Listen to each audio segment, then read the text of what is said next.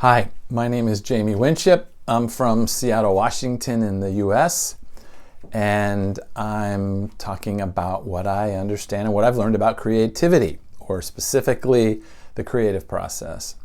So I see the creative process as really walking through the Beatitudes. I think that's what Jesus is presenting as the entryway into the kingdom, is this beautiful creative process that allows us to embrace the world and others the way Jesus would, in these creative, beautiful ways.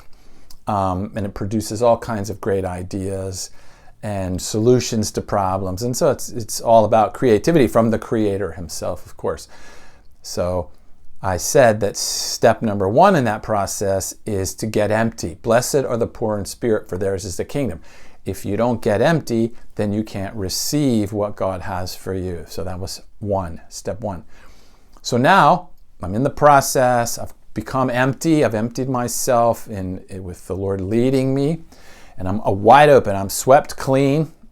It's not my kingdom. It's God's kingdom. I'm ready to receive. And so step two, very beautiful next step.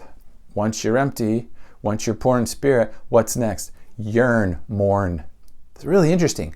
Blessed are those who mourn. So you think of this as a progression. So it's not like sermons on poor in spirit, but it's a process that produces creativity, as you'll see as we go along. So I'm empty. And then once I'm empty, then this is the question to ask God. What is it that you want me to mourn for, or yearn for, or long for? What do you want me to long for? Because if I'm mourning for, or longing for, or yearning for the things that God built me to yearn for, that my true identity was made to long for, this is the promise. I will comfort you there. What happens when we're mourning for, or longing for, or yearning things from a false identity? What happens? What happens when we're longing for things that God doesn't have for us? It doesn't produce creativity. It produces anxiety and fear and false pursuit and emptiness. So it's very important that as we empty ourselves out, Jesus said, if you sweep the house clean and don't fill it with what's true, then the liar, the enemy, will come back 7 times stronger. So we're emptying ourselves and then asking this very beautiful question. God, what do you want me to yearn for? Because in that place, God will meet us to comfort us along the journey of longing for that thing. And those will change over time. So let me give you an example, because I do this with people quite often.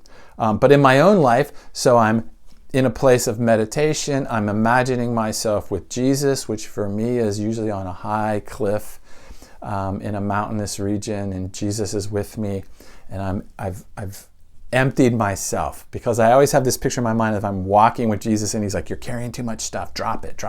So I've emptied myself. Blessed are the poor in spirit, for there now you can receive from me. And then asking Jesus, what did you make me to long for? What should I long for in this season of my life? And the idea came to my mind. I want you to long for, to yearn for the completion of a book. Like there it was just that. Imagine that. And so, because in your yearning for the completion of a particular manuscript, which will come out of your identity, you'll write about what your identity is interested in.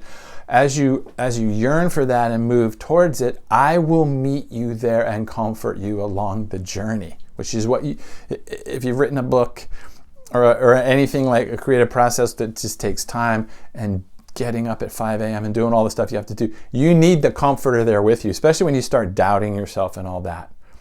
Right? So, blessed are those who mourn, for they shall be comforted. I'm empty.